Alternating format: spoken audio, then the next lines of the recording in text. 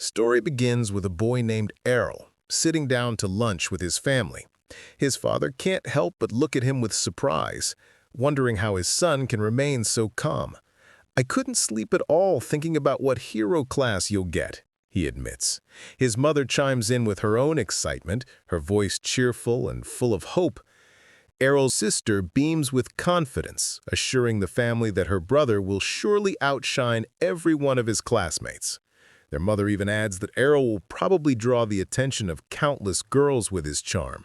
This, however, makes his sister worry, afraid that her precious brother might be taken away from her.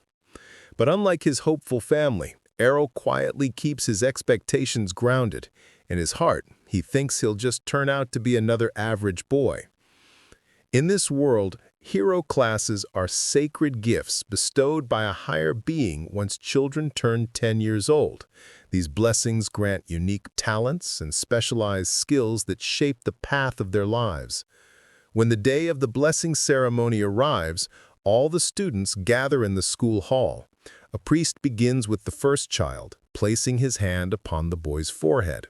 He instantly envisions flames and hammers, a sign of his blacksmith class. Overjoyed, he runs back to his father, pride shining in his eyes. One by one, the priest continues his ritual with the remaining children. When Errol's turn finally comes, his sister whispers with certainty that he'll receive a special blessing. With his family cheering, he steps forward. The crowd begins to murmur in envy, already assuming Errol will inherit something extraordinary since his parents, Farah, the sword princess, and Leon, the archmage, are both renowned. Errol closes his eyes, focuses his mind, and waits. But nothing happens. The priest falters, shocked, and finally announces what no one expected. Errol has no class at all. He is one of the rare cases, a classless hero. In an instant, the joyful expressions of his family collapse. Their excitement turns into disappointment, as if fate had scammed them. They whisper among themselves that his future is ruined, that he is destined to live as a talentless failure. The very next day, Errol is outside, practicing ordinary swordsmanship. His parents assure him that they won't cast him out of the house. Errol calmly tells them he's fine. He simply doesn't want to live as a freeloader. His sister promises that she'll support him no matter what.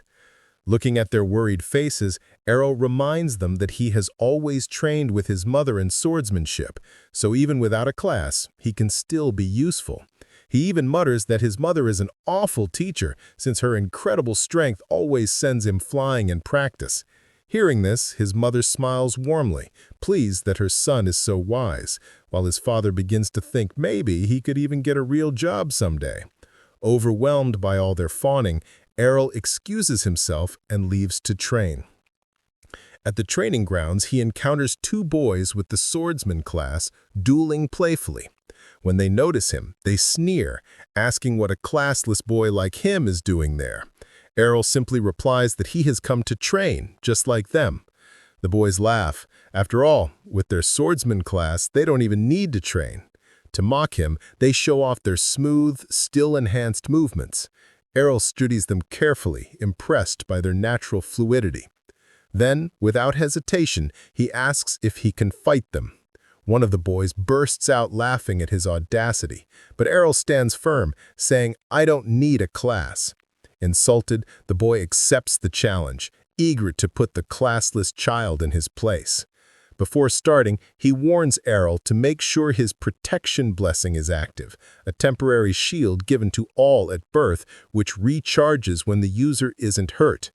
Errol nods. He won't lose his life here. With rage burning, the boy charges at him. Yet to his shock, Errol parries the attack with ease. He dodges another slash, then locks blades with him in a parry. The second boy urges his friend to finish the match quickly, but the boy growls that Errol isn't easy to handle. Blow after blow, they trade parries, until frustration pushes the boy to cheat. He signals for his partner to join in. The second swordsman leaps in from behind, but Errol senses him and dodges at the last moment. Watching them stumble into each other, Errol realizes something important. Their class grants them strength, but not teamwork. Seizing the moment, he moves. In an instant, he vanishes from their sight and reappears beneath one of them, landing a powerful uppercut that knocks the boy unconscious. The other charges desperately, but trips over his fallen partner. Errol swiftly ends it, knocking him out as well. With both opponents on the ground, Errol calmly declares his victory. Enraged, the boys accuse him of striking while their guard was down and demand a rematch. Errol agrees without hesitation. But before they can begin, a sharp voice cuts through the tension. A red-haired boy steps forward, warning them not to make excuses. He says, "On the battlefield, you won't get away with that," coldly. He scolds them as a disgrace to all swordsmen. The defeated boys instantly go quiet, whispering about his identity. One of them recognizes him as Evan's son, the child of the village security captain. The redhead ignores them and approaches Errol. "You're the son of Sword Princess Farah, aren't you?" he asks. Errol nods. He acknowledges that his swordsmanship is solid, clearly learned from his mother, but reminds him that those he defeated were inexperienced children. He raises his blade, eyes sharp. "Fight me.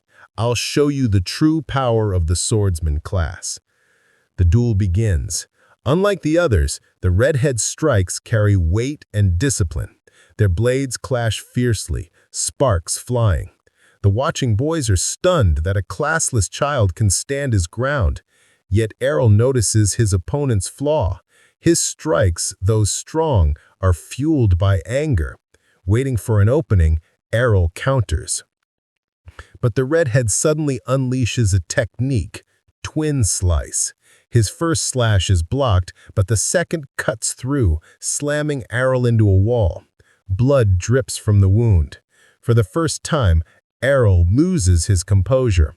"What was that?" he demands. The redhead smirks. "A swordsman class skill. A classless like you can't block it." Errol wipes his mouth and glares. "Then I'll practice until I can." His resolve only deepens, and for the first time, the redhead acknowledges his resilience. Days pass. At home, his sister tries to sneak a kiss to wake him up, only for him to push her away coldly. Their playful squabble continues through breakfast, but Errol remains focused. He spends his days outside training relentlessly. His sister doesn't understand why he pushes himself so hard after being beaten. Her mother gently reveals the truth, showing her a chest filled with broken swords, proof of his endless practice. The sight shocks her sister, but also fills her with admiration. Meanwhile, out in the forest, Errol trains harder than ever. He mimics the redhead's twin slice, and finally, his own blade splits the air with the same force. Smiling, he whispers that the pain was worth it. But suddenly, a goblin lunges from the bushes. Without hesitation, Errol slashes it down with twin slice. But his moment of triumph is cut short by a thunderous roar. A massive hobgoblin towers before him. He's ready to call for the village guards until a scream pierces the woods. The voice is familiar. Heart racing, Errol rushes towards it. He finds the red-haired boy, bloodied and cornered by the hobgoblin. There's no time to think. As the beast raises its club for the kill, Errol strikes from behind with his perfected twin slice. The monster collapses with a roar. Errol stands victorious, breathing hard, realizing he's finally mastered the footwork. The redhead stumbles into his arms, badly wounded and with his protection blessing shattered. Errol quickly offers him holy water, watching as his wounds vanish. The boy scowls, frustrated at Errol's strength, but can't deny his gratitude. "How did you learn that skill without a class?" he asks. Errol answers calmly. "Through endless training, timing, and footwork." "You were my teacher," he admits. "Every time you knocked me down, you helped me learn." The redhead, stunned, accepts his challenge for a rematch. The two raise their swords once more. Their twin slices collide, but this time, Errol adds something new. A third strike. The redhead gasps, Twin Slice has only 2 strikes. Not for me, Errol says. Without a class, I can mold my technique however I want. His 3rd slice lands, knocking the boy down. The redhead desperate to overcome him, but every time Errol adapts, his speed, his power, his cunning, overwhelming the boy. Finally, with his sword pointed at his rival, Errol declares this result was only to be expected. Defeated and frustrated, the redhead can only grit his teeth. Errol walks away, victorious. Days later, over dinner, Farah tells her son that Evan's boy has left for training in Bria. Errol tilts his head curiously. What's Bria? Her mother smiles gently. The city of swords. I once trained there before I married. Errol's eyes widen with excitement. A place where he could truly grow stronger. 5 years had passed. Now, older and more determined, Errol journeyed toward Brea City in a carriage. As the vehicle trundled along a forest path, the driver informed the passengers that after climbing the next hill, they would reach Bresta. Among them, a woman riding the carriage asked if everyone was headed to the same destination. A barbarian swordsman sitting nearby replied coldly, prompting her to question his anger. He pointed at her revealing outfit, and she quickly explained that minimal clothing suited her dual swordsman class. The 2 swordsmen immediately clashed verbally, their pride sparking a heated argument. The carriage driver, observing them, mused on the destructive potential of their advanced classes. Suddenly, his musings were cut short. He slammed the brakes as a horde of wild orcs blocked the path. Panic swept through the carriage. The driver urged the 2 swordsmen to prove their worth, but the earlier bravado vanished. Fear overtook them as the Orc King rose menacingly before them. But Errol, calm and resolute, stepped forward and charged into the orc horde. He tore through the enemies with unparalleled precision, displaying the blink-dash skill that left the driver awestruck. When the orcs surrounded him, the driver assumed Errol was trapped, but then, in a whirlwind of motion, Errol spun in a tornado of blades, cutting down every orc in his path. The driver instantly recognized the signature technique, the legendary Sword Princess's blade dance. Shocked, he wondered how Errol, a boy, could wield a skill meant for a female class. Errol leapt over the Orc King, evading its heavy weapon, and drove his sword into the creature's skull. The beast crumpled lifelessly to the ground. Returning to the carriage, Errol asked the driver to take him to Brea, expressing his desire to grow stronger. The driver, impressed, remarked that Errol was already overwhelmingly powerful. When a young passenger curiously inquired about his class, Errol stunned everyone by revealing he was completely classless. 5 years prior, Errol had shown his mother the twin slice skill he learned from a redhead companion. She had thought she was dreaming, but he explained that he could learn skills without having a class. He requested her help to learn the Sword Princess's techniques before heading to Brea, leaving her awestruck at his talent. She proudly boasted about him to the family, recognizing his extraordinary potential. Errol's reflections were interrupted as the carriage arrived in Bresta. He observed the numerous advanced swordsmen and asked the driver about his class, to which the driver casually replied he was just a normal man. Realizing the driver had a deep understanding of swordsman skills, Errol pressed him, and the driver confessed he was actually an advanced holy knight, explaining he took carriage rides as a break from battles. Errol nodded, understanding the importance of rest between training sessions. The driver suggested Errol start by joining a sword guild, pointing out the city's tournaments where he could earn both experience and money. Excited at the prospect of fighting strong opponents, Errol listened as the driver cautioned him about dangerous guilds. Once the driver departed, Errol entered the city, spotting Calvar's guild recruiting night swordsmen and a more open guild. Suddenly, a girl ran toward him, only to fall as he instinctively dodged. She marveled at his perceptive abilities, assuming he was extremely powerful. Introducing herself as Lilia, she tried to recruit him with a contract, but Errol walked away silently. She grabbed his belt, and he bluntly told her she seemed desperate, a sign her guild must be weak. Lilia tried to convince him further, even offering a date if he joined, but Errol refused, comparing her audacious attitude to his older sister's confident demeanor. When he asked about the strongest guild in Bresta, Lilia, offended, begrudgingly revealed Blackblade, home to 8 A-ranked swordsmen. Guided by her directions, Errol arrived at the imposing headquarters and requested to join. The guard sent him to take a test, but the receptionist rejected him for being classless. Whispers spread among the onlookers, but Errol remained confident and requested to take the test. The receptionist refused, and Errol realized he would have better luck elsewhere. After repeated rejections, Errol felt discouraged. He remembered the letter of recommendation from his mother for her old guild and understood she had foreseen these difficulties. Deciding to visit her mother's guild, Errol ignored Lilia's persistent pleas and outrageous offers, leaving her embarrassed in front of the townsfolk.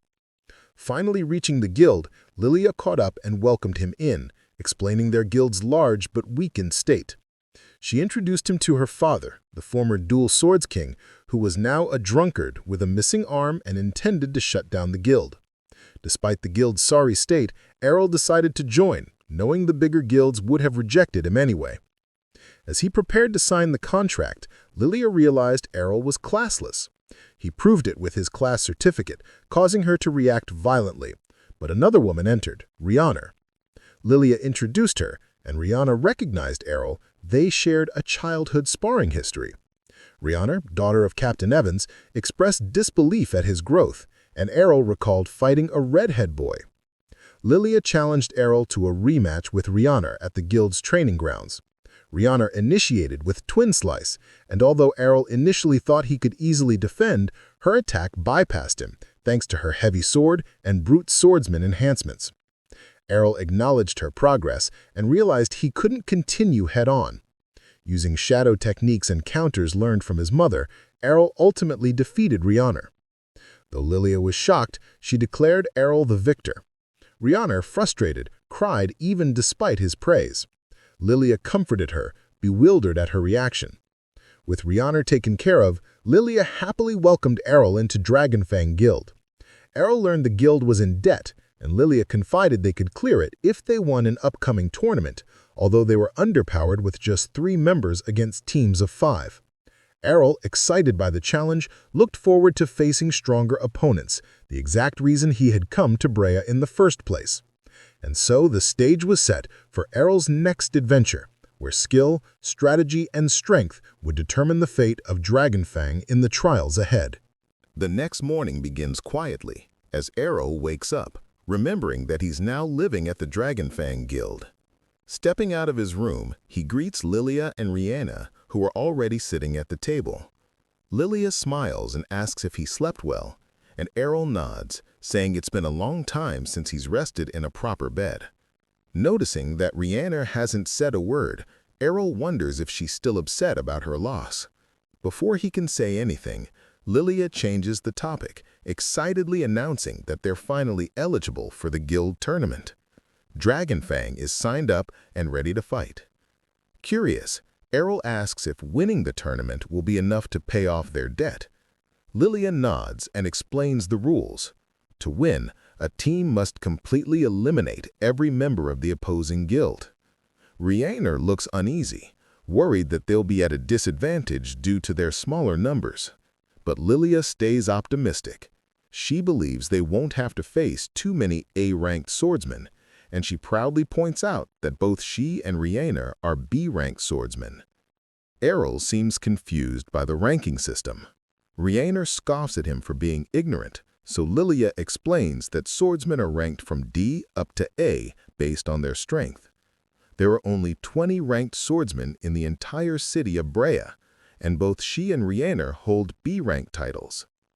Even though Errol defeated Rihanna earlier, Lilia doesn't suspect that he's ranked. The power gap between B and A rank is just too massive. Suddenly, Lilia remembers that the battle pairings for the tournament are about to be announced.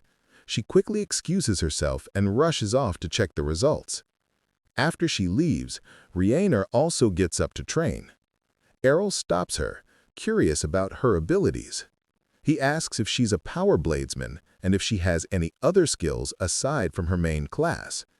Rihanna explains that she has an ability called Guts, which enhances her protective barrier. Intrigued, Errol suddenly takes her hands, telling her he wants to learn it. Reiner misreads the situation, thinking he's being romantic until he abruptly asks her to beat him up with her sheath sword. She's shocked, but Errol explains that the best way to understand an endurance ability like Guts is to experience pain firsthand. Reiner reminds him that these powers are divine blessings that can't just be learned by anyone. But Errol counters, saying that he's already managed to learn techniques like Twin Slice and Shadow, both of which were other people's skills. That realization leaves her speechless. Reiner finally agrees to take him to the training ground. When Errol asks to hold her heavy sword, she assumes he won't be able to lift it, but to her surprise, he draws it effortlessly. Errol tells her it's the result of countless hours of hard work. Determined, he insists he can master Guts as well. Seeing his resolve, Reiner agrees to train him seriously, warning that she won't go easy on him. Errol smiles, saying he's glad he got such a strong woman from his hometown. Flustered, Reiner blushes and raises her sword to begin their training. Their session is interrupted when Lilia runs down panicking. She's just seen the match schedule. Their first opponent is none other than Blackblade, the strongest guild in the city. Lilia is devastated. She knows their leader George is a ruthless man who'll crush them without mercy. But despite her fear, she refuses to give up. They'll face their fate head-on and give everything they have in the tournament. When she notices Reiner mercilessly striking Errol, she assumes they're fighting due to bad teamwork. Reiner tries to explain that it's just training, but Lilia still thinks Reiner is venting her frustration. After the intense session, Errol complains that he's starving. Lilia scolds him and insists he drink some holy water first. Days later, the tournament finally begins. Errol is awed by the massive coliseum and the roaring crowd. Around him, spectators whisper, placing their bets. Most of them put their money on Blackblade, believing Dragonfang doesn't stand a chance. Lilia gets angry hearing them, but Reiner holds her back. Then, Errol learns that the betting odds are 20-1. If they win, the payout would be enormous. Lilia admits that she actually bet everything they own, even mortgaging her house. If they lose, they'll be completely ruined, but she shrugs it off. After all, they've already hit rock bottom. George appears before the match, smirking. He taunts Lilia, pretending to feel sorry for her guild's downfall. He claims he arranged this fight so that everyone could enjoy seeing the once strong Dragonfang challenge the new champions. But it's all mockery. He knows they don't stand a chance against his A-ranked team. Lilia refuses to back down and declares that they'll win. George laughs and walks away, leaving her fuming. As the announcer hypes up the crowd, the first match is called. Blackblade's Eiyuu versus Dragonfang's classless swordsman, Errol. The crowd bursts in laughter, wondering why a classless weakling was sent to fight. As the match begins, Eiyuu instantly teleports and stabs Errol, or so he thinks. The figure disappears into mist. It was just a shadow. Eiyuu turns around and attacks again, but that too is another illusion. 3 Errols now appear before him. Confused and furious, Eiyuu attacks all 3, but the real Errol emerges from below and defeats him with a single clean strike. Eiyuu collapses, stunned that Errol can create 3 shadows. Calmly, Errol remarks that his mother can summon 5 without even trying. The crowd explodes in disbelief as the announcer declares Errol the victor. Even Reiner is speechless. An unranked fighter just defeated an A-ranked swordsman. The next matches come quickly. Errol cuts down opponent after opponent, first with Twin Slice, then with lightning-fast counterattacks. He even learns a foresight-based counterattack on the spot, astonishing everyone. By his 4th consecutive victory, the audience starts doubting if he's truly classless. The organizers demand to see his class card. When the announcer checks it with the crystal ball, it confirms he really is unranked. The stadium falls silent. George begins to sweat, realizing his guild might lose. Lilia, on the other hand, starts regretting not betting even more. She imagines a future where she marries Errol and rebuilds the guild with him, while he awkwardly senses her ominous aura. Finally, the announcer introduces the final opponent, Master Masamune, the Black Blade's ace, a calm, stoic samurai wielding a katana. As the match begins, Masamune keeps his sword sheathed, smiling with quiet confidence. Errol feels the tension in the air. One wrong move could decide everything. Masamune warns him that if he draws his blade, Errol won't even have time to see it move. But Errol simply smiles back, saying they can't just stand like trees forever. He wants to face Masamune's strongest technique head-on. The air grows still. Then, in an instant, Masamune's sword flashes like lightning. But Errol vanishes, moving so fast that even Masamune can't follow. Reappearing behind him, Errol praises his speed, but says his teacher was even faster. He then unleashes Piercing Tempest, a devastating strike that sends Masamune crashing to the ground. The crowd gasps. Lilia and Rihanna realize it's the same finishing technique used by the legendary Sword Princess. The announcer declares Dragon Fang the winner. The entire Colosseum erupts in chaos as furious bettors scream, realizing they've all lost their money. Lilia and Rihanna rush to celebrate with Errol. Lilia throws herself at him, but he instinctively dodges and she falls flat on the ground. He apologizes, explaining it was just reflex. His older sister trained him to react that way. Rihanna awkwardly opens her arms for a hug, but quickly gets embarrassed. Errol chuckles and says he'd rather hug her without the armor, flustering her even more. Lilia tries again, only for him to dodge once more. Meanwhile, George watches from afar, seething with rage, vowing to avenge this humiliating defeat. The story continues in the Dragon Fang Guild House. Lilia drinks from a large mug, leaving a foam mustache on her face. Laughing, she says that a drink after a win is the best feeling. Sitting beside her are Arel and Rihanna. Arel jokes that Lilia is finally old enough for alcohol, while Arel and Rihanna are stuck with juice. Suddenly, Lilia leans over and asks Arel to marry her. With his eyes still closed, he flatly refuses. Lilia teases him not to be shy, but when he opens his eyes, he repeats that he's serious. She keeps trying to convince him, but he looks away saying he'd rather marry someone like Rihanna. Lilia is stunned. Rihanna gets angry and says he could have come up with a better excuse. Arel calmly asks why she thinks he's lying. Embarrassed, Rihanna explains that people see her as boyish because she focuses on swordsmanship. Arel admits he used to think the same way. Flustered, Rihanna insists she has no feminine charm and doesn't care since her only goal is to become the best swordsman. Arel points out he sees two convincing reasons that prove otherwise, making her even more embarrassed. Lilia sighs, realizing Rihanna has no flirt game at all.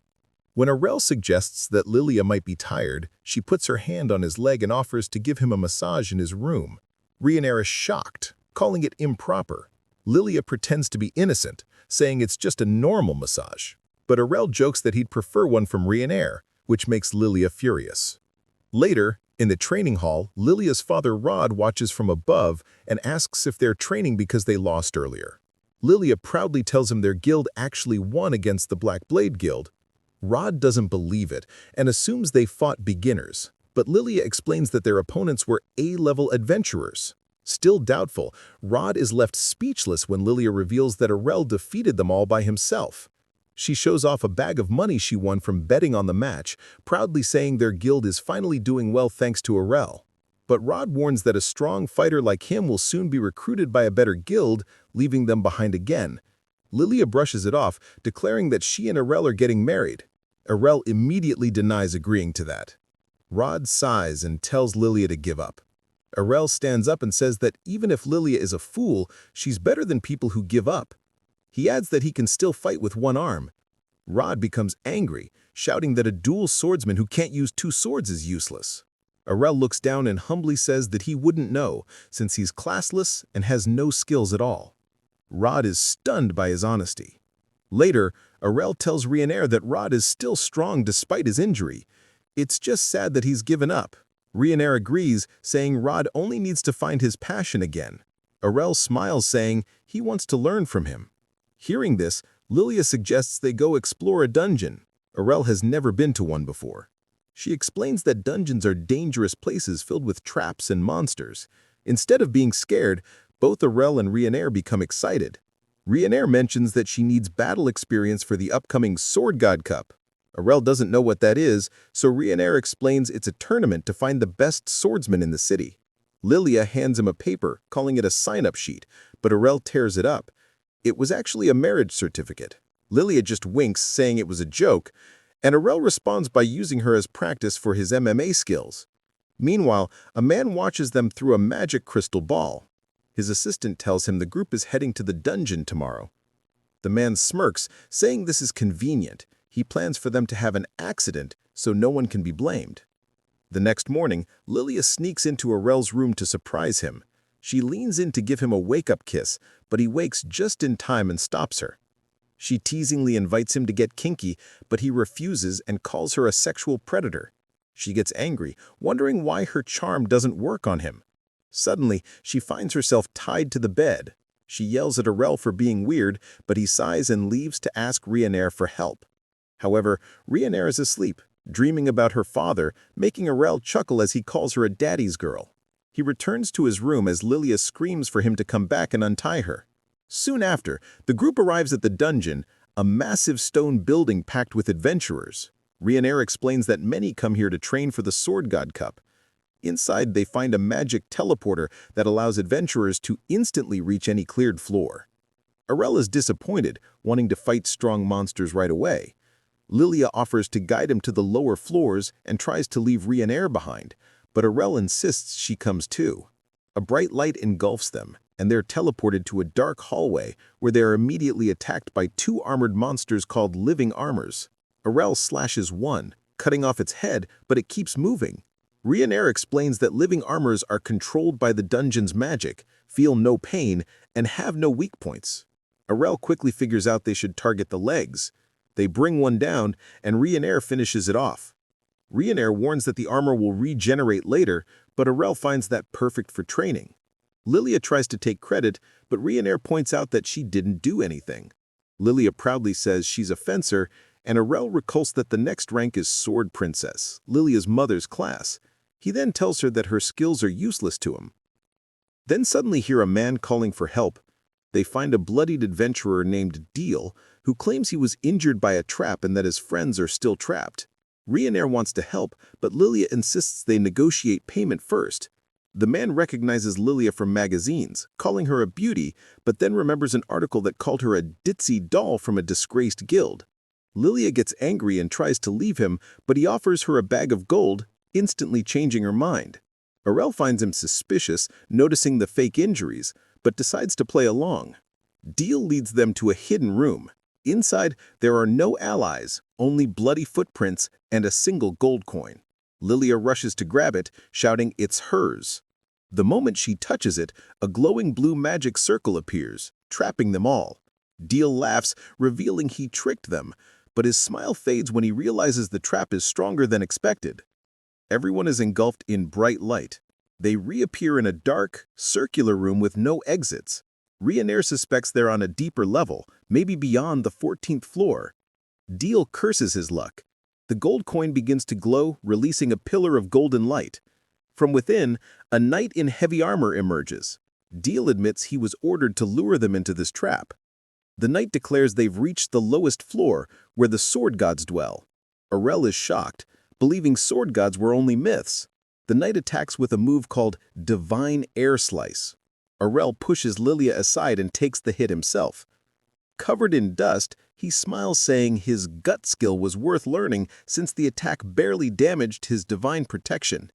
He uses Divine Step to instantly appear before the knight, calling this the perfect chance to test his strength. The knight releases Divine Presence, surrounding the room in golden energy that weakens everyone, but Arel stands firm. A flashback shows his mother, a true sword god, teaching him how to counter this ability with Infinite Break. Back in the fight, the knight is shocked that Errol can move under divine pressure. Errol says the knight made a mistake, then unleashes Infinite Break. The golden light destroys the knight's armor completely. Lilia cheers and calls him her husband, but Errol corrects her again. Ryanair, in awe, asks how he knows a sword god technique. Errol calmly explains that his mother is a sword god. Everyone is stunned. Ryanair asks why she pretended to be a normal sword princess back in their village. Errol says his mother dislikes attention. Ryanair blushes, saying she'd never have challenged him if she'd known. Errol smiles, saying it was better this way. He learned a lot from that fight. A golden light appears, showing them a way out. Meanwhile, in a tavern, the men who hired Deal celebrate, laughing about how they tricked some fools and destroyed the Dragonfang Guild. Rod overhears them and angrily confronts them, demanding to know what they did to his daughter. He's interrupted by Jorg, who mocks him. But the laughter stops when Lilia and her team walk in, alive and well. Overwhelmed with relief, Rod runs to hug his daughter. Jorg is furious, unable to believe they survived and even defeated a sword god. Lilia says Deal confessed everything, revealing Jorg as the mastermind. Jorg argues that he's not responsible for what happens in the dungeon, but the group stands against him. Defeated, he retreats to his private chamber, raging about how those brats should have died.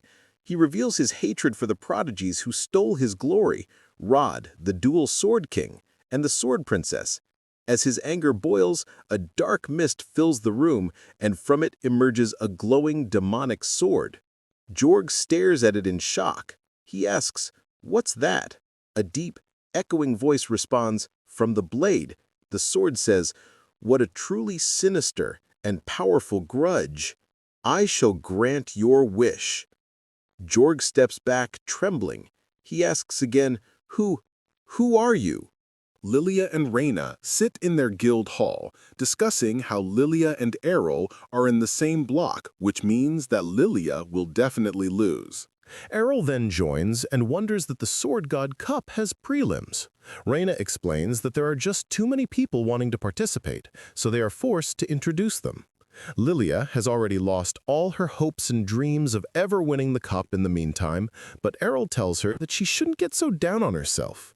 He tries to comfort her by saying it's a miracle she even was able to enter the tournament, which pisses Lilia off. Luckily, Reyna is in another bracket than Errol, which gives her a chance of winning. Still, her bracket will be full of strong enemies, but she's positive she will pass this year. Errol adds that her daddy would love her winning.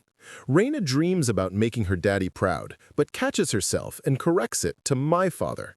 Suddenly, Lilia receives a burst of motivation and is also determined to not give up. That's also the reason why they will all be going to the dungeon today. Errol didn't consent to this, but Lilia insists that he also come since they need someone to take care of them. Reyna thinks that Lilia never seems to do anything herself. Just then, the alcoholic father appears, telling her that they need to be careful since Jorg is out to get them out there. She should watch out for herself, or else she could lose a limb as well. Lilia acknowledges this and leaves the room, saying goodbye to everyone. The dad apologizes for his protective father act and mentions how he needs to drop the Hennessy and start pulling himself together. Errol agrees. It's the day of the Sword God Cup prelims, and we see a bunch of fighters dueling each other. Lilia lost her match and won't make it to the finals this year. Once again, Errol appears and says how she would have lost even if they weren't in the same bracket. He would have been excited to fight her, but his way of comforting a girl doesn't exactly work. He makes her cry. Then, Lilia says that the next round is the final one and that Errol always should keep his guard up no matter how strong he might be. She points at his next opponent, who has some unique skills, and tells Errol that he needs to be really careful. But Errol doesn't think something will surprise him since he has already seen most of the skills in the dungeon. But Lilia warns that everything he's seen up until now are swordsman skills, and the red-haired girl has skills outside of those. Her class is magic swordsman. She enchants her sword and fights with magic. Errol wonders if no one has a problem with using magic in a tournament, but Lilia responds that doesn't matter, and the only requirement is to be in a guild. This makes sense to Errol, since he himself is classless, and they also let him participate. The moderator asks the competitors to make their way to the stage, and Lilia crosses her fingers for Errol. As he steps forward, he faces his opponent. The girl, who is way hotter than Reina, explains that magic swordsman is a fair and accepted class. She doesn't want to hear any pathetic excuses about how using magic is unfair if he loses. Errol agrees that the better fighter shall win. The match begins, and the girl starts off by shooting some fireballs, which Errol easily dodges in Matrix style. They don't seem like any problem to him, as he continues to dodge and even destroy all of the fireballs coming his way. He advances, and their swords clash, making Errol admire how she can switch between short and long-range attacks in such a short time. The girl is sure of her abilities and thinks there's no chance that a classless brat like him could ever beat her. But Errol notes that at the end of the day, she's not really a master of either swordsmanship nor magic. Her skills are not up to par with the typical advanced classes. This aggravates her, and she enchants her sword, making it burn with magical flames. This skill infuses her sword with magic and is something only magic swordsmen can use. Errol is somewhat impressed, but continues easily countering and dodging her attacks. Still, he acknowledges that the movements are erratic and hard to predict, which makes it an awesome skill. He admits that this might be the ultimate blade once fully mastered. The girl thinks her awesomeness is validated. Just as Errol starts defending her attacks while standing still and only using his arm, saying how she's not a master yet, he notes that her skill would be a lot more effective if she would at least have the same swordsmanship as Lilia. To be worse than Lilia is the worst insult ever, aggravating the girl once again. After this, Errol finally unleashes his first attack in this fight, sending 2 twin blade slices directly at her, making her flame enchantment disappear. He follows up with a blink dash and hits a final blow, knocking the girl out cold. He's grateful about seeing a cool skill, something he would have only learned in this city. The crowd cheers as Errol is announced as the winner of the 4th block. He says to himself that maybe he could even learn magic if he does some special training. A few days later, Lilia wakes her dad up to go to the main event to cheer on Errol, but her dad had a hell of a night yesterday and demands that she go alone. She tries pulling him and mentions how guilds with members in the main event get great seats with awesome views, but her dad is not interested, and she accuses him of being afraid of running into Jork, which makes her dad jolt up, insulting his own daughter. Nothing scares him besides responsibilities and alcohol withdrawal. Also, yesterday he held his sword for a long time and realized that he has become rusty. It would be very hard for him to win the Sword God Cup. But Lilia has it way worse since there are people that can't even get into the tournament, as she demands her father to man up and get going. He finally gives in and joins her. They walk through the city, and Lilia assumes he'd come in secret anyway. Her dad asks why she thinks so. We see a flashback of a training session with Reina. Her dad says how she is way better than yesterday, but still has a long way to go. He motivates her, showing that he's a great teacher. Back in the present, Lilia explains how he loves watching guild members rise in ranks and improve. There's no way he would miss out on Reina participating. Her dad agrees, as he responds that Lilia is becoming very much like her mother, in a good, non-weird way. Of course, the tournament is about to begin, and we see Reina shivering her timbers. Errol pops right in her face, asking if she's all right, and she gets freaked out. Errol is surprised seeing her so restless, And Reina explains that this is the biggest tournament in the city and that she's obviously nervous. The worst is that they don't even know who they'll be fighting and that there's no chance of coming up with a good strategy. Errol agrees and assumes she's afraid of facing him in the first round, but Reina's responds not to flatter himself. We hear the moderator announce the competitors in the first match. First up is the Sword Emperor Jorg, last year's champion, and his opponent, the classless Errol. Unimpressed, Errol makes his way to the arena, but Reina stops him by grabbing his hand while blushing. Reina awkwardly wishes him good luck and tells him to be careful. Mr. Nonchalant tells her not to worry and makes his way to the battlefield. He spots Lilia cheering him on, demanding he whoop the ass of that stinking, disgusting loser. As Jorg steps into the light, we see that he looks even uglier than usual and seems to have completely transformed into a monster. Even the guildmaster is confused by his looks, but then he is shocked to spot the sword he is holding. He shouts to Errol to get the hell away from him as he's holding a sword that has a powerful demon sealed inside of it. Jorg responds by saying he wouldn't have thought anyone would recognize this sword and assumes he's part of the Imperial Court. It seems as if he has been completely possessed by the demon sealed inside the sword. Legend says that the blade used by the sword god to kill the demon was cursed with a grudge and that it was supposed to be shut away under strict guard. This shouldn't be possible, but Jorg explains how the seal has obviously been broken and he waited hundreds of years for this moment. It knew that eventually someone would be dumb enough to come and free it. It introduces itself as Daguerelda, and now it's ready to beat some ass. To Errol's surprise, Reina seems to know the name, and she says everybody should recognize it from history class. He's an evil demon that was said to have been summoned by an evil deity in ancient times, and everybody thought it to be just a myth. The crowd begins to panic and flee the arena, afraid that they're all dead meat. For the demon, their cries of fear and despair are music for his ears. However, it's far from enough for all of those centuries of boredom he suffered. He unleashes a powerful curse called Wall of Despair, which traps everyone in the arena. The exciting tournament is turned into their worst nightmare. Just as he enjoys the beautiful screams, he notices Errol preparing himself for battle. The demon thinks he's a fool, but Errol is confident that he can beat him. Errol understands that he has once been beaten by a sword god, so this means that he's not invincible. The demon starts laughing and says that even though he has been beaten, the sword god is now dead, so there's no one who can defeat him. However, Errol has to correct him on 2 points. 1, there's still a sword god currently in existence, and 2, he can beat him even though he isn't one himself. He thinks that's just absurd, but is quickly interrupted by Errol dashing into him. He's afraid to realize that Errol just practiced Divine Step, a skill only a sword god should be able to do. As Errol is executing a bunch of divine steps, the demon smirks, saying how he had forgotten that he's in the body of a sword emperor. He manages to catch him off guard and land an extremely fast and devastating hit on his shoulder, sending him to the ground. But to his shock, he sees Errol standing there unfazed. The gut skill protected him from this insane hit, thanks to his special training with Reina.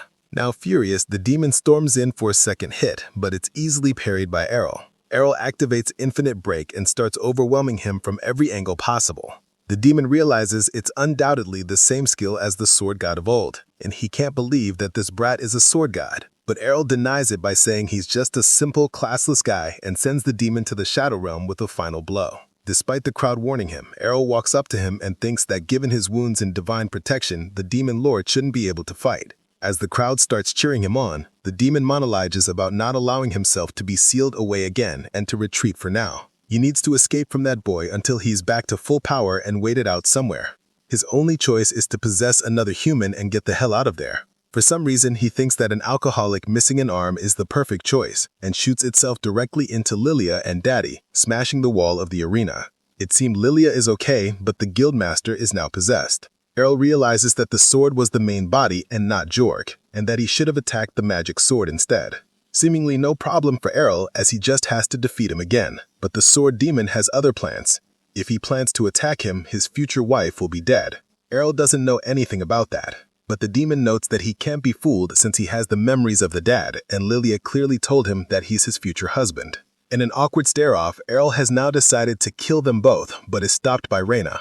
Mr. Demon is surprised that Errol truly doesn't care about Lilia, and Errol responds that hostages are only effective if they're actually worth something. Confused, the demon demands Lilia to explain, and she admits while crying that she's actually lied and that he's not her future husband. She begs to not be killed, and the demon is visibly annoyed. Reina can't help but feel bad for her, but Errol states that he can't kill her. The demon takes the bed and tries to kill her, but to his surprise, he can't move one bit. The body of the father starts fighting against the possession, and Lilia is freed, running into the arms of Reina. Unlike Jorg, the dad's body didn't change at all, and most likely he's actively resisting the possession from the inside. Lilia is pleased to know that her dad is stronger than Jorg after all.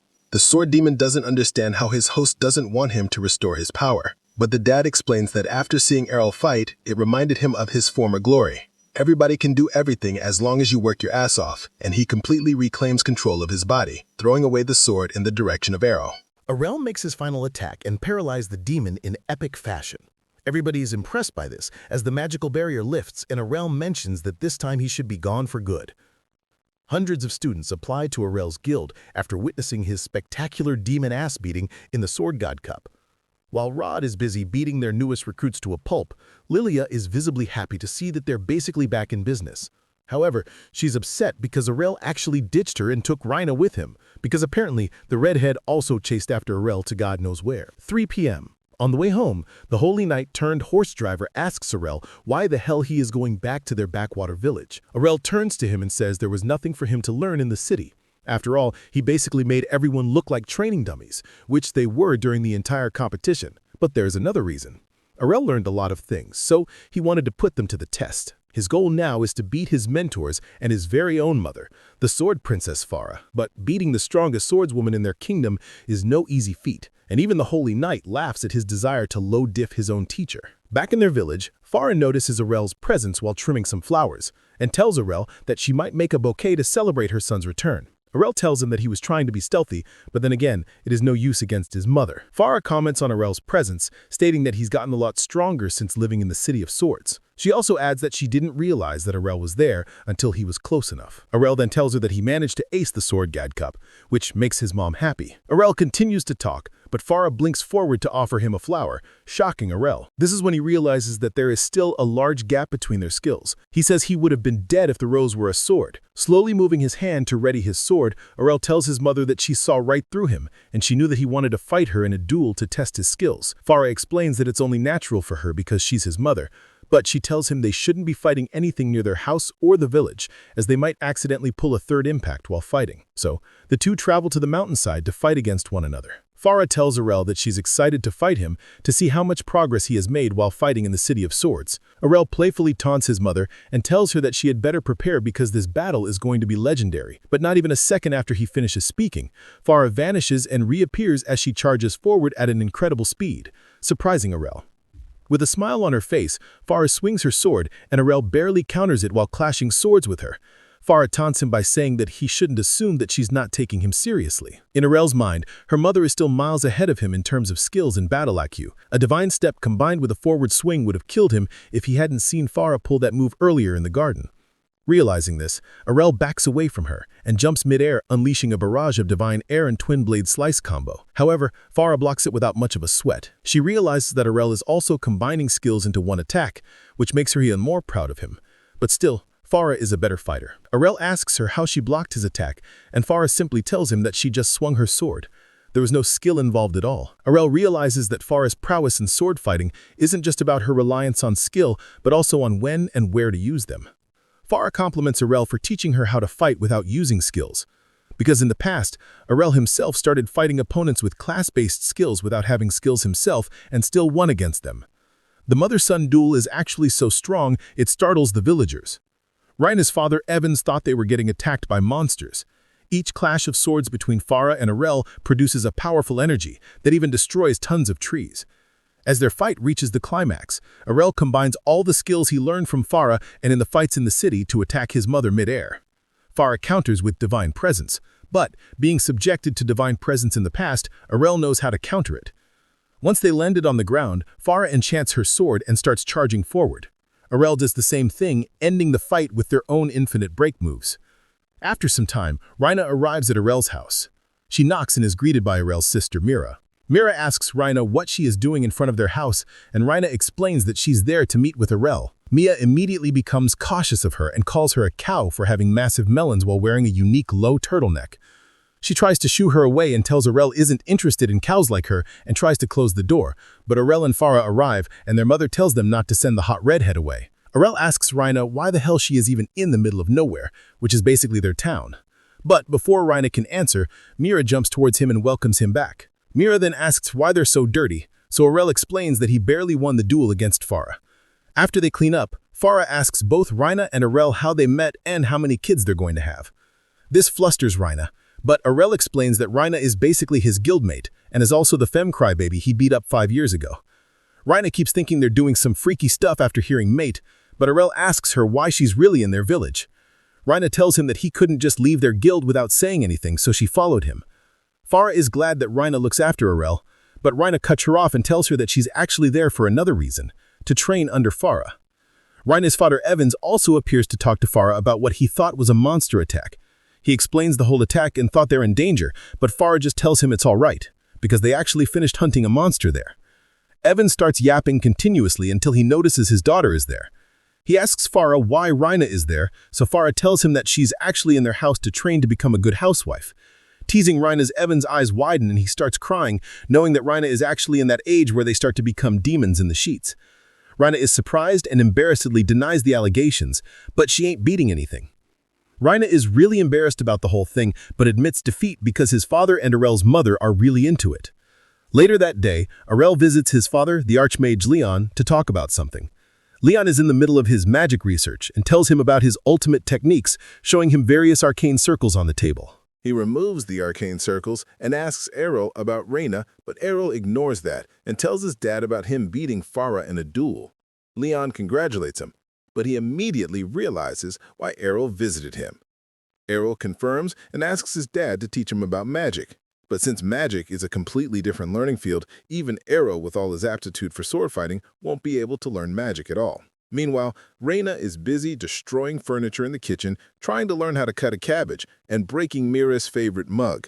Farah asks Reina where she learned how to cut vegetables, and Reina explains that she is basically cursed with the ability to destroy kitchen sets.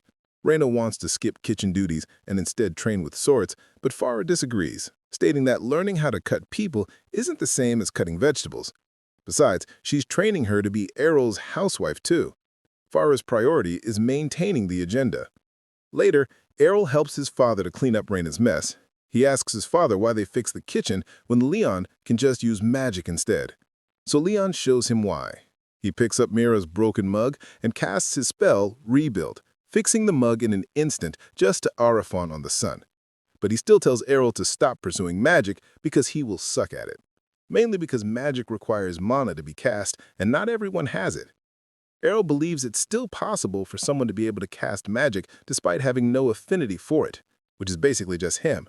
Leon thinks it's possible, but it'll be hard unless Errol actually has mana to begin with. Errol asks him if he may have mana, but Leon disagrees because if he had some to begin with, he would have gained the magician class through the blessing ceremony. But that isn't the case, and he's still classless to begin with. However, Errol insists that he actually has mana because during one of his practices with Reina, he went through the guild's supply of holy water to restore his divine protection, but it didn't restore his divine protection to full. Lilia brings a different set of potions which actually restored Errol's divine protection to full. Leon immediately figures out what Errol means. Errol's divine protection doesn't rely on the goddess's blessing through getting the class. His divine protection actually comes from his innate mana pool. So he decides to teach his son magic. But first he needs to confirm if he actually has one. He asks Errol to focus his mana on a single point on his hand. Errol concentrates for a few seconds and produces a glowing orb of mana. That tiny flash of light is what Leon needs, but producing the mana orb exhausts Errol. Leon explains that despite Errol's abilities as a classless swordsman, he's still a noob when it comes to magic, and he'll need a vast amount of mana to even start casting spells. He tells Errol that the only way for Errol to increase his mana pool is to start using it every day. So the next day, when Errol finally recovers from exhaustion, he empties the general shop's inventory of mana potions. After buying a year's worth of mana potions, Errol starts practicing magic while also drinking mana potions to top himself up. He also starts meditating, while his father often subjects him to magic exercises. That's what he's going to do for the next 6 months. But once his training is over, Errol manages to maintain himself without dying from mana exhaustion. He's still a novice, but Leon congratulates him for at least mastering his mana conservation techniques. Errol thinks he can spell now, but his father stops him because he's missing one key ingredient, the Magiscript. Leon explains that magicians can't just shout their special attacks like swordsmen do, and mana isn't the only thing they need to cast spells, since they also need to know the spells they're casting through the Magiscript. However, it takes time for Errol to actually learn magic because he needs to memorize the spell through the Magiscript before he can cast even magic. Since there's no shortcut to learning magic, Leon recommends that Errol go to a magic academy to learn more about magic. But before everything, Errol needs to learn enough to actually pass the entrance exam. After their training, both the father and son go to the dinner table to eat Reina's cooking.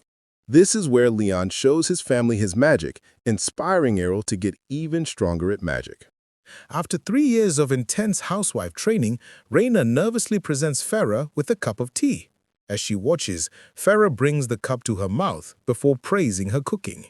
Relieved, Reina thanks Farah for all her guidance these years. But suddenly, they hear Mira sobbing loudly as she comes into the kitchen crying. Mira reveals that Arel left the house with a letter in his bed. Reina takes the letter and finds out that Arel left for the City of Magic with no other explanation. While Mira cries because her brother left to get milk, Reina feels guilty since she has once done the same thing. Suddenly, Farah hugs her, warning her not to leave them like her cold son. Reina reassures her she won't dip, and Farah wonders why her children turned out like this. Soon the culprit comes into the room, lazily rubbing his eyes. Farah sighs, thinking it'll all be fine as long as her kids stay safe. Meanwhile, Arel is in a carriage, riding to the City of Magic. He asks the driver how long it will take and learns that they've got 3 more days to go. The driver asks Arel why he's always jumping from one big city to another, and the passengers get interested in him as well. The kids ask if Arel is headed to the School of Magic, just like them, so Arel nods. A boy named Kaito wonders why Arel is applying at such an old age, and his friend Kufa assumes he's just trying the entrance exam again after failing it many times. She tells Kaito not to make Arel feel bad, but Kaito tells her that she just roasted him for failing anyway. While the two of them start arguing, the other girl, Colette, tries to calm them down. In their rage, they ignore her completely, and Arel notes that all 3 of them are wizards. Seeing their young age, he realizes that the kids must have just received their wizard class. Then Kaito tells Arel that he uses red magic, then curiously asks what type of magic Arel uses. Thinking about his skill, Arel remembers learning from his father that magic is divided into colors based on the elements a wizard uses. However, because Arel didn't receive a magic class for any specific color, Leon told him to try using all of the magic elements. Recalling his experience, Arel tells the kids he's a jack of all trades since he's classless. Kufa laughs since she thinks there's no way a classless can attend a magic school. Angered by his prank, Kaito tells Arel to stop lying, but he tells him it's the truth. Finally, Arel shows them his class card, which proves that he's classless. Seeing this, Kaito starts mocking Arel for trying to learn magic without a class. Arel sighs, having heard such taunts 1 billion times already. Suddenly, a creature roars loudly from the forest, startling the carriage horses. The kids get worried about the noise, so Arel explains that it's the sound of a troll king. Terrified of the powerful beast, Kaito tells the rider to rush them out of the forest, but he tells him that the horses are too scared to move. Colette thinks that they're all going to die, but Kufa reminds her that trolls are just slow creatures. Kaito agrees, thinking that they can avoid its attacks to fight back. With her friend's encouragement, Colette nods and agrees to fight. Although the kids are ready to fight, they still gulp nervously as the Troll King approaches. The hideous monster shows its face, and Colette quickly clings to Kufa. Kaito reminds her to be brave, saying that it's not too big to handle. However, as the troll gets closer, suddenly a massive club knocks it into space. As the kids watch in horror, the real Troll King finally walks out, 10 times larger than the previous one. Finally, all of the young magicians give up any hope of survival.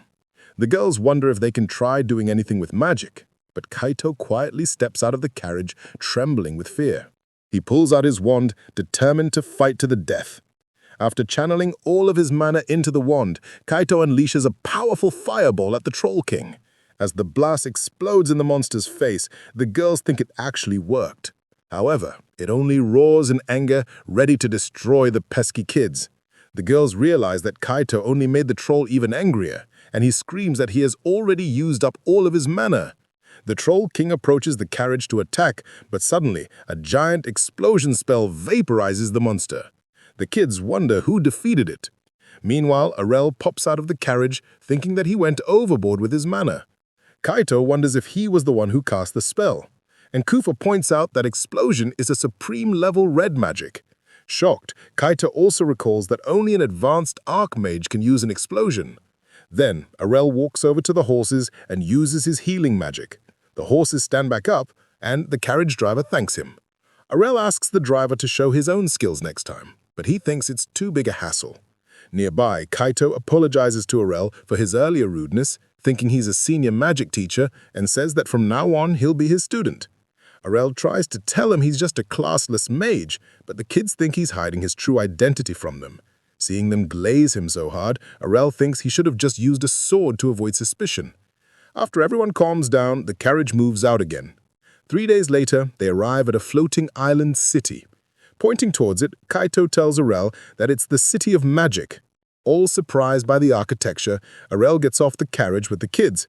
Kaito excitedly explains that the bridge connecting the island to the forest is also held up through magic. watching their friend follow Arel like a dog who wonders why Kaito adores him so much. She thinks that he might have used hypnosis magic to control Kaito. Hearing their doubts, Arel feels annoyed that he causes suspicions wherever he goes. As they enter the city, Kaito asks Arel if he'll apply for the Red Magic School with him. This surprises Arel, so Kaito explains that all schools are divided based on the color of their magic. Since every element has a different magical language for its spell chants, all the schools have different teachers and syllabi. Kufa reveals that she'll go to the Blue School, while Colette feels nervous about applying to the Green School. Realizing that he needs to take an entrance exam, Arel prays that he doesn't get rejected just like he did back in the City of Swords. After parting ways with the girls, Arel and Kaito head over to the Red Magic School. As Errol hands over his entrance application, the receptionist asks if he entered all his information accurately. He wonders if she's asking him to check his class, thinking that she'll reject him because he's classless. However, she easily approves his application, which surprises Errol. He asks why the school doesn't reject classless people, so the receptionist tells him they give a fair chance to everyone. With their application approved, Errol walks to the examination area with Kaito. After a young man casts a fireball spell, the examiner calls another applicant. He walks up and proudly reveals he's already an advanced mage, shocking everyone with his talent. Errol wonders if an advanced class is that big of a deal, so Kaito tells him they're basically guaranteed to have a successful career. Errol nods, recalling that his father just ended up in the countryside with his exceptional talent. Kaito thinks that the boy is too arrogant, but Errol reminds him that he isn't any better. Soon the boy burns the test dummy with an impressive eruption spell, leaving the audience stunned. Seeing everyone fawn over him, Kaito starts bragging about his master, which annoys the boy. Errol shuts Kaito's big mouth, making the boy think Errol is afraid of him. While the boy boasts about melting the metal dummy, Errol tells him to look at his again. As he turns around, he finds the dummy intact, much to his shock. The examiner explains that it's made out of powerful mythal, so ordinary attacks can't melt it. Once again, Kaito starts taunting the young mage for his overconfidence, but Errol shuts him up before leaving to attempt his own test. Standing in front of the durable mythal dummy, Errol thinks it's a good chance to go all out and test his abilities. As he charges his spell, the examiner gets surprised. Finally, Errol casts the eruption spell, which just looks like a thin needle pouring on the dummy. Seeing the spell's weak power, the boy starts laughing at Kaito for his boasting. However, the dummy suddenly melts into a puddle, stunning the young man, since the eruption spell isn't strong enough to melt mythal. The boy accuses Errol of cheating. Errol explains that he condensed the flame into a smaller area to boost the intensity of its heat, which allowed him to melt the mythal.